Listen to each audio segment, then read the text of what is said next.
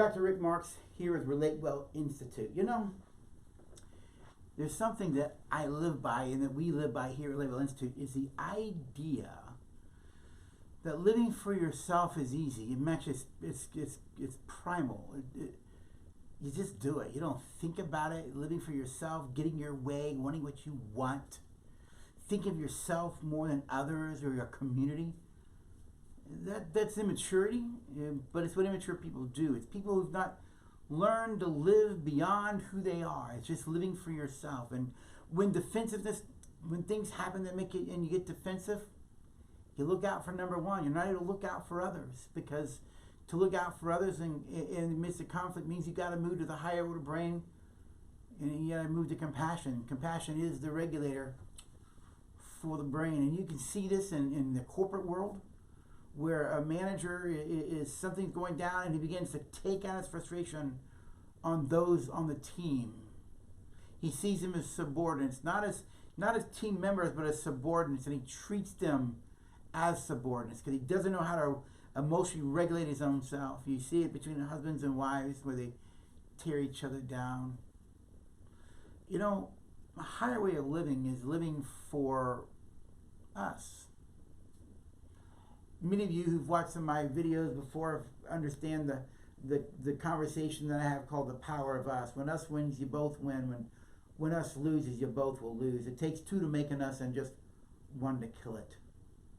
And there are so many things in the world, in cultures around the world, that are symbolic of the idea you got to live beyond you, particularly in marriage.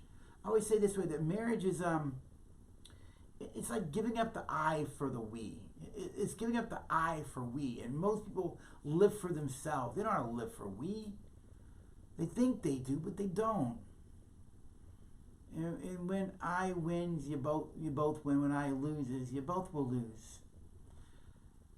And so one of the things I do in my work around the country and in my travels is I love to explore different cultures and how do they express this idea of oneness or you know, this idea of being connected beyond yourself, particularly in the marriage relation. So I want to show you a couple things. This one right here is one of my favorite pieces. It's a candelabra. You notice it's one body, two heads, two arms. This was a candelabra given to me by one of my great teachers and mentors in my life, Dr. Lori Gordon. A lot of who I am today, professionally, but also relationally, has to do with who she was and the influence of her and Rabbi Gordon, her husband, in my life. Now you notice this is one body, two heads, two arms. The idea of oneness. What's really profound about this is because this one body with two heads, the idea of oneness, two people become one, is that this outfit here of the candelabra is actually the robe of the high priest, and there's the breastplate that the high priest would wear. In other words, that marriage is also sacred. It's sacramental. It's a grace relationship that links to God himself, and that in marriage we realize that it's not just about the husband and the wife being one, but it's also in their oneness with God himself. This is one of my wonderful favorite pieces, and I keep it here in my office. Here's another one. This is a wedding vase used in the Navajo Indian culture. Now you notice it's used in the wedding ceremony of Navajo Indians. It's one vase with two spouts, not one spout, but two spouts. And in the wedding, the two drink from the one vase. The idea that two become what? One. You know, Jesus prayed in John 17. People call it the high priestly prayer. He prayed that the body of Christ would be one. He prayed that his body would be one, connected, unified. I think he prayed that because he knew that the biggest hurdle the church would have, the biggest problem that we're going to have in this realm apart from him, is our unity. And you, if you think about it, the marriages are divided, families are divided, the church is divided. Denomination is just another word for division. And what divides us? What divides us are issues that have no bearing on eternity. You speak in tongues and they don't. You believe in predestination or Calvinism or Reformed theology and they don't. And we let all those kinds of things divide us from unity in relationship. God is not a God that throws relationships away, but sadly, we will throw a relationship away in order to be right. We will throw a relationship away because you don't agree with me. You will throw a relationship away because I don't see what you see, but you're supposed to see what I see. I don't agree with you, but you're supposed to agree with me. Agreement undoes relationships. As a matter of fact, God is so committed to relationship. He puts it this way: I'll never leave you nor forsake you. The implication is, I'm not ever, ever, ever, ever, ever, never, ever, ever, ever throwing a relationship away with you. Sadly, we'll throw relationships away every single day, even with him. Just to be right, just because my theology is more right than yours, or because you're not meeting my needs in this marriage, and so I'm not going to meet yours. And living for yourself is pretty simple. It doesn't take a lot of work. It doesn't take a lot of energy. It's just, you just do it. It's primal. It's animal. It's our sin nature. But to live for us, to live in unity, to stay connected, requires self-control, requires self-awareness, requires emotional maturity. Emotional maturity. See, immature people, when conflict comes, they default to protecting themselves. Research shows that mature people, when conflict comes, mature people, emotionally mature people, when conflict comes, they move towards humility. And in humility, they move to compassion.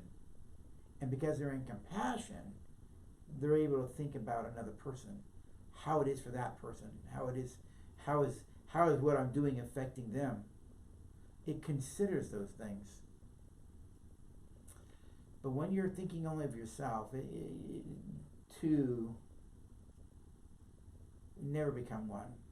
It's just two people living side by side, taking from each other, giving to each other as long as my needs are getting met. And once my needs are met, then we're not really at one anyways.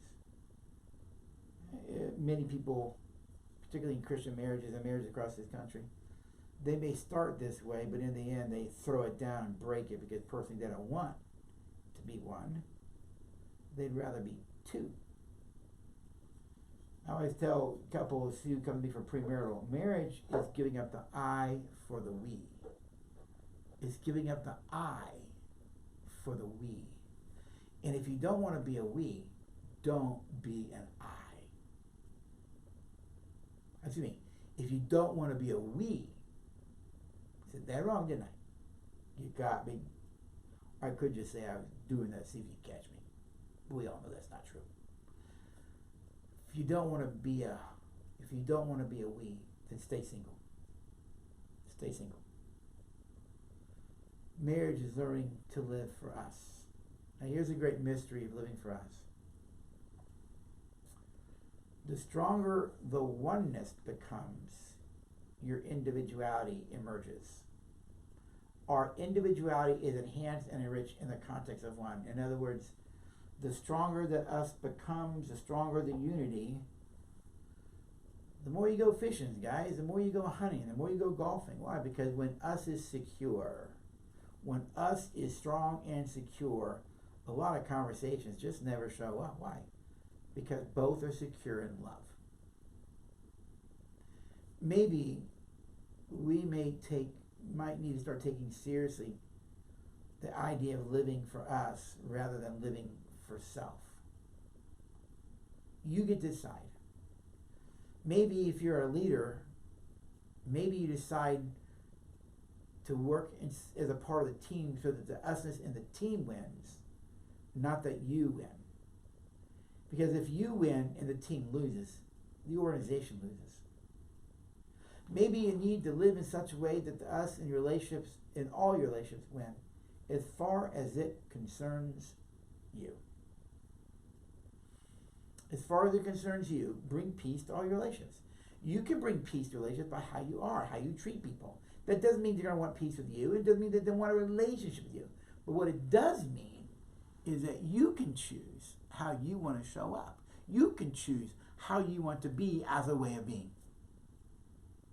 And remember, the way you are on a regular basis and the way that you're known to be is the way you will be trusted to be. If you're late on a regular basis, people trust you to be late. If you're mean on a regular basis, people trust you to be mean. Because people will trust you based on the way they know you. This is Dr. Rick Marks with Relate Well Institute. I hope this has been encouraging and maybe somewhat challenging and thought-provoking. You all have a great